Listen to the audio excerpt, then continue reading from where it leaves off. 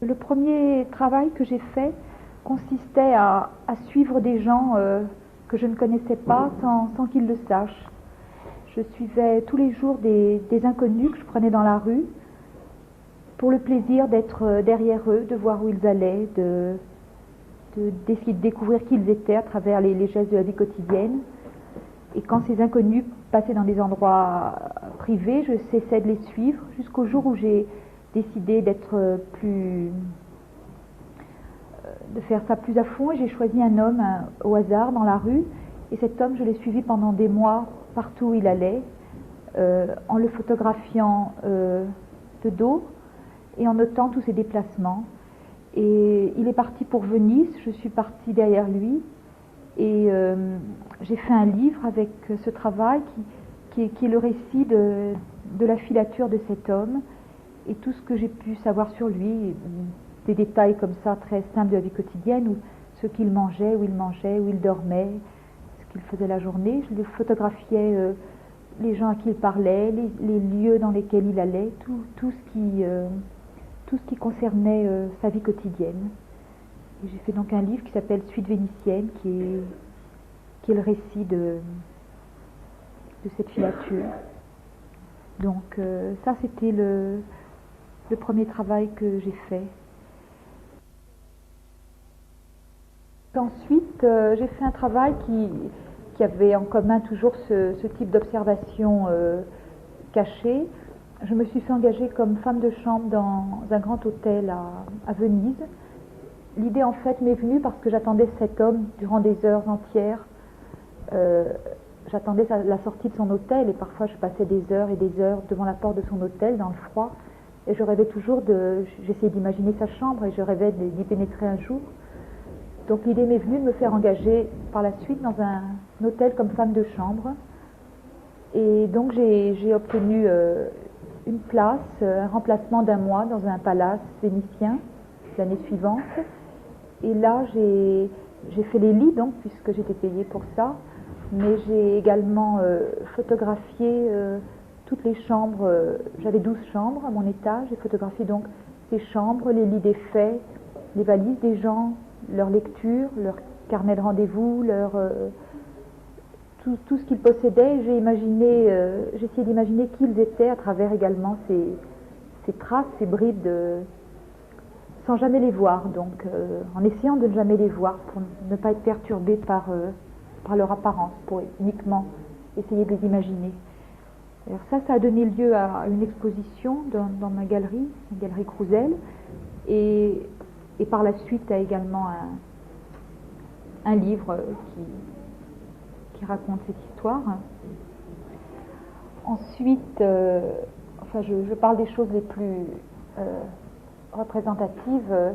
J'ai fait un travail, je souhaitais moi-même avoir l'impression, vivre le fait d'être suivie.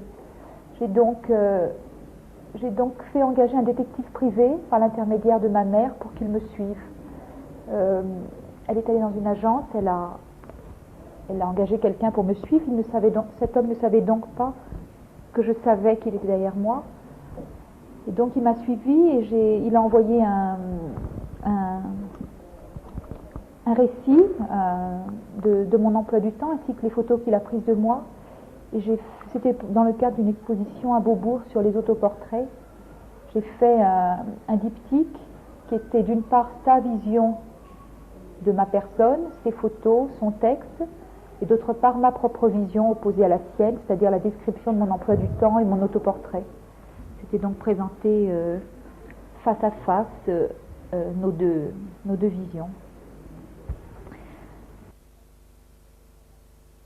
Là, j'ai oublié de parler du tout premier travail que j'ai fait, qui avait été présenté à la Biennale de Paris il y a 5 ans, qui s'intitulait Les Dormeurs. Il s'agissait de gens que j'ai invités. C'est la première chose que j'ai faite avant de suivre les gens, donc, que j'ai invité à venir dormir dans mon lit par période de 8 heures. C'est-à-dire que j'ai arrêté des inconnus dans la rue, je leur ai demandé de venir dormir 8 heures dans mon lit, et cela pendant 8 jours. Je souhaitais que mon lit soit constamment occupé pendant 8 jours, avec des relais toutes les 8 heures. C'est-à-dire qu'une personne venait, se couchait 8 heures, était remplacé par quelqu'un qui le réveillait, prenait sa place dans le lit. Le lit était ainsi toujours tiède, c'est un peu l'idée de ces usines des 3-8.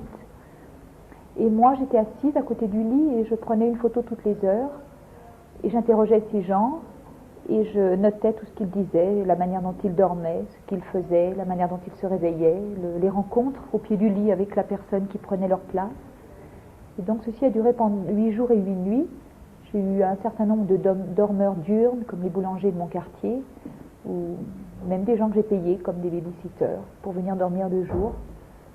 Et donc ça donnait lieu à une exposition, pas un livre, qui est constitué des 200 photos qui représentent donc chaque heure et d'un texte de 200 pages qui est le constat de l'expérience. Ensuite, brièvement, j'ai fait un travail pour le journal Libération, m'a offert une page par jour pendant un été pour y faire ce que je souhaitais. J'ai donc accepté leur offre et j'ai trouvé à ce moment-là un carnet d'adresses par terre dans les rues de Paris. Ce carnet d'adresses, je l'ai photocopié avant de le renvoyer à son propriétaire dont le nom était indiqué à la première page. Et ensuite, je suis allée voir un par un les gens qui étaient indiqués dans le carnet d'adresses et je leur ai demandé de me parler de l'homme à qui appartenait ce carnet.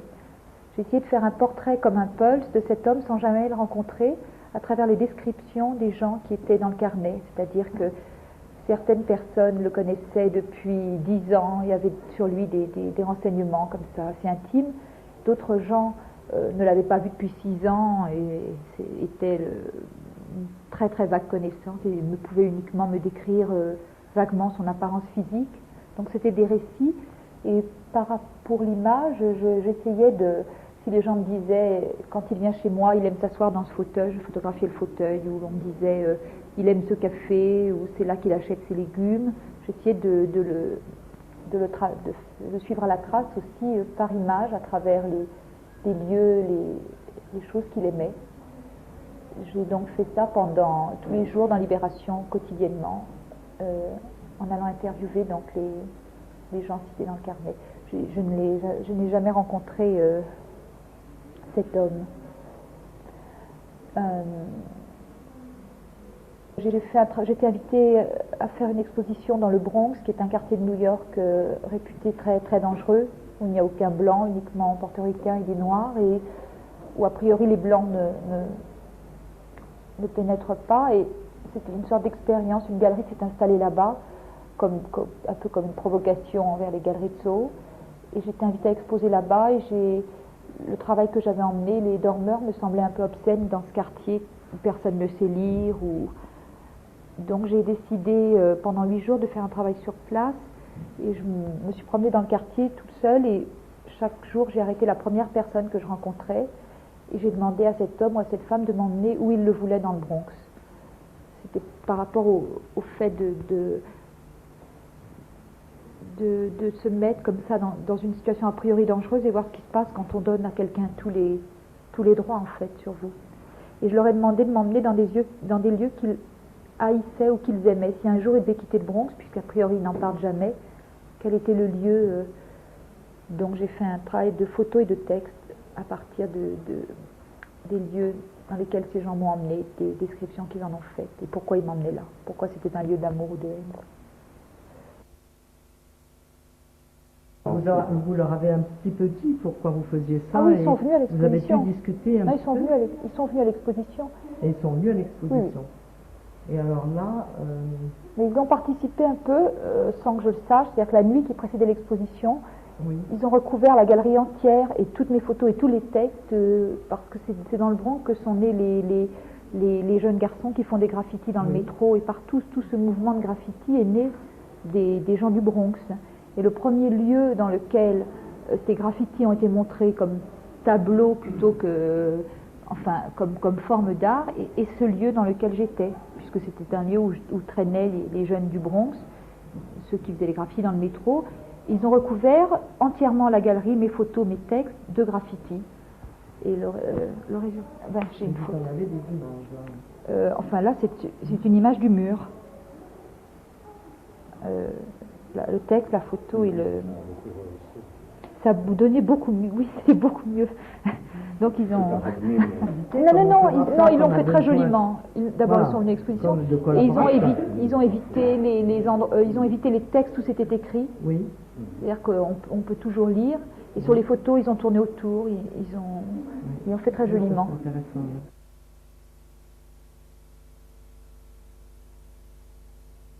Un peu dans le même genre que le travail dans le Bronx.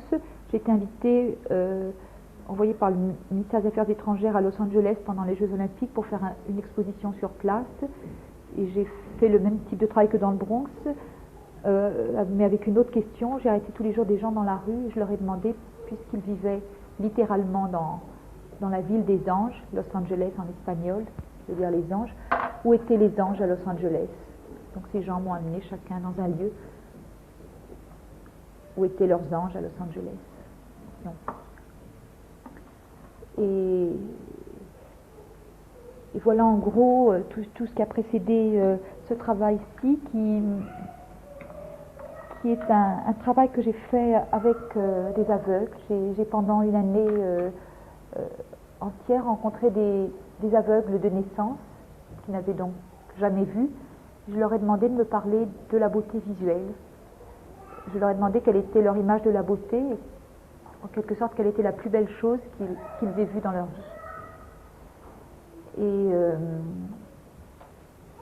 donc ces gens m'ont répondu selon plusieurs critères, soit des critères littéraires, soit des choses liées au toucher, au rêve, ou bien en me répétant, ou bien aux sensations comme ça, des sortes de certitudes sur la beauté de certains lieux, liées à des impressions qu'ils ont eues dans ces lieux.